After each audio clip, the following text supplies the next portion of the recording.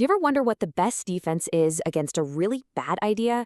I'm not talking about obviously bad ideas, but the kind that are super subtle, really appealing, the kind that can sneak in and just tear your whole worldview apart without you even noticing. Well, today we're diving into an ancient letter from the Apostle Paul. He's writing from prison to a church he's never even met, and he's giving them a powerful antidote to exactly that kind of threat. So, think about this for a second. Why would you agonize and struggle for people you've never even laid eyes on? Because that's what Paul says he's doing right at the start of chapter 2. He says he's in a great struggle for these believers in two towns he's never been to, Colossae and Laodicea. And the reason is simple, but it's intense. He knows a threat is on the horizon, and he is desperate to get them ready for it. And let's be super clear here. Paul's struggle isn't about him trying to get famous or become some kind of legendary martyr. This isn't just him suffering for the sake of it. Not at all. This is a laser-focused, purposeful effort. He is pouring everything he has into this for a very specific reason. And here's what that reason is. He's struggling for three things. First, so that their hearts would be encouraged. Now, back then, the heart wasn't just about your feelings. It was the command center of your life, your will, your decisions, your passion. Second, he wants them knit together in love, because he knows that division is the first thing that happens when false teaching creeps in. And third, he wants them to fully, completely grasp the mystery of God. And then he just drops it. That mystery is Christ. It all comes back to him. And Paul doesn't just stop there, he doubles down. He's not just saying Jesus is important. He is saying that in Christ, and only in Christ, are you going to find all the treasures of wisdom and knowledge. Think about that. All of them. This sets Christ up as the completely sufficient, ultimate source for everything, which, you'll see, is the perfect defense against the fake wisdom they're about to face. So all of this builds up to what a lot of people call the thesis statement for this entire letter.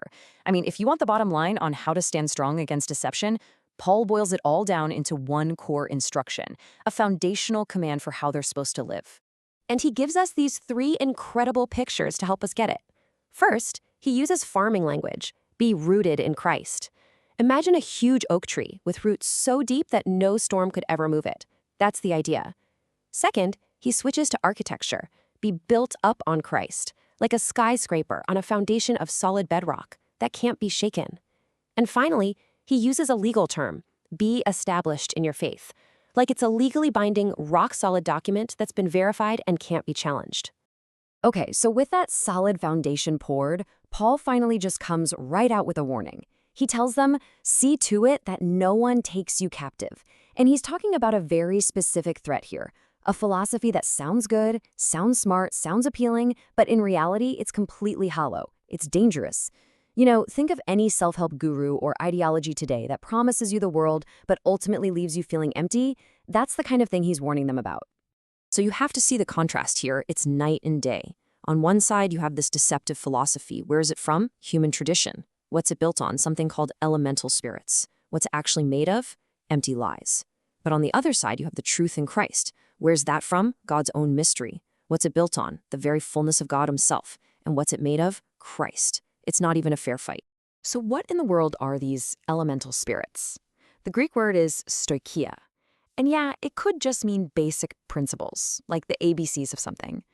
But the way Paul uses it here, many scholars are convinced he's talking about something much darker. He's pointing to a demonic source. He's saying this slick, intellectual-sounding philosophy isn't just a bad human idea, it is being energized and pushed by the powers of darkness. And this is where the whole chapter pivots. This is the moment everything changes. See, Paul doesn't fight this demonic philosophy with a better argument or a new list of rules. No. Instead, he just drops his bombshell. The war against these powers is already over. The victory has already been won. He kicks it off with an image we can all get our heads around: debt. Paul describes this legal document like a certificate of debt, a cosmic IOU that lists out every single one of our failures, every sin that stands against us, every reason we are guilty before God. But then, God does something absolutely incredible. He takes that record, that massive list of our spiritual debt, and he completely cancels it. But it's how he cancels it that's so powerful. He takes the very evidence that condemns us, and he nails it to the cross of Christ. He publicly executes our guilt, making it powerless forever. But paying our debt was only part of the victory. Christ also went head-to-head with those elemental spirits, the dark rulers and authorities fueling all this deception. And the Bible says he disarmed them. I mean, he literally stripped them of their weapons, took away their power, and removed their ability to accuse us. He left them totally powerless. And this last image is just stunning. Paul uses the picture of a Roman triumphal procession. See, when a Roman general won a huge victory, he'd march through the city and parade his defeated enemies in chains for everyone to see. It was the ultimate display of victory and humiliation. And Paul says that is exactly what Christ did to the spiritual powers of the cross. He put them on public display, making a spectacle of their total and absolute defeat. So, what does all this mean? What's the takeaway from this complete and total victory? Well, if the enemy has been disarmed and publicly shamed and our debt is totally canceled, it means the power dynamic has completely shifted. Believers are not victims anymore. They are now empowered to stand their ground. And because this victory is so complete, Paul can look them in the eye and give these direct commands. He says, "Let no one judge you. Let no one disqualify you." The power and the responsibility to resist is now in their hands. Not because they're so strong in themselves, but because the one they are rooting in has already won the entire war. And that just leaves us with this final massive fact to chew on. Paul's whole point in this chapter is that the victory Christ won is absolute. It's total. The debt is gone, nailed to the cross. The spiritual enemies are disarmed and defeated. So that brings up a really powerful question for you and for me. If all of that is true, what really is left to be afraid of?